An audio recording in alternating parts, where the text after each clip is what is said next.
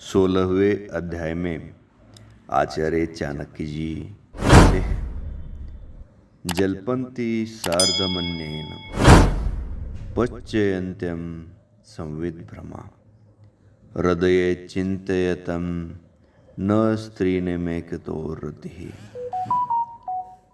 आचार्य चाणक्य स्त्रियों के बारे में, स्त्रियों की प्रवृत्ति की चर्चा करते हुए कहते हैं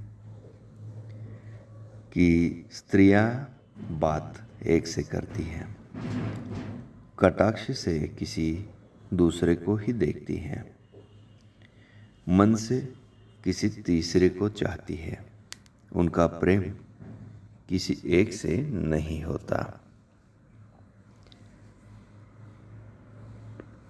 उनके अनेक रूप होते हैं। वह पैसे के बल पर निष्ठा बदल देती है। उसे किसी से प्रेम नहीं होता। उसकी प्रवृत्ति केवल अर्थमूला होती है। ऐसे स्त्रियों से पुरुष संबंध ना रखें।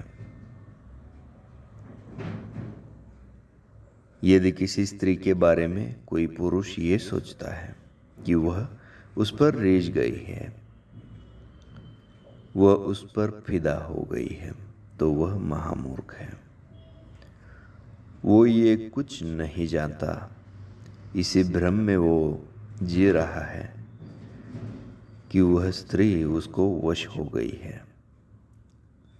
वह उसके इशारों पर खिलौने की तरह नाचने लगती है, ऐसा उसका मानना है, मगर ये सच्चाई नहीं है।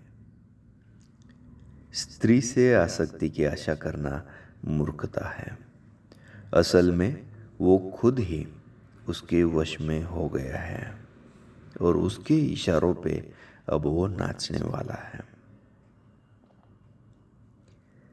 आचार्य चाणक्य जी आगे कहते हैं, धन पाने पर सभी को घमंड आता है।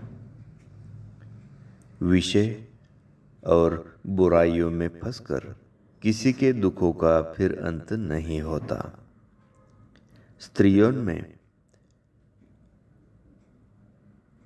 सभी पुरुषों के मन को दुख देने की ताकत होती है। वो सबको दगा दे सकती है।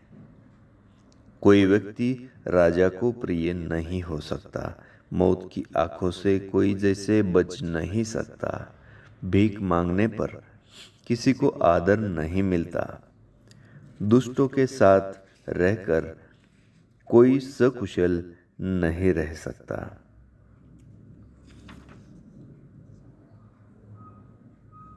विधाता ने सोने का हिरण जब बनाया, सीता मैया के पास सब कुछ था।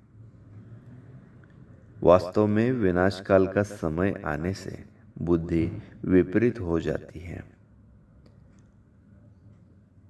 ऐसे तो सोने के हिरण कहीं पे आपको देखने को नहीं मिलेंगे।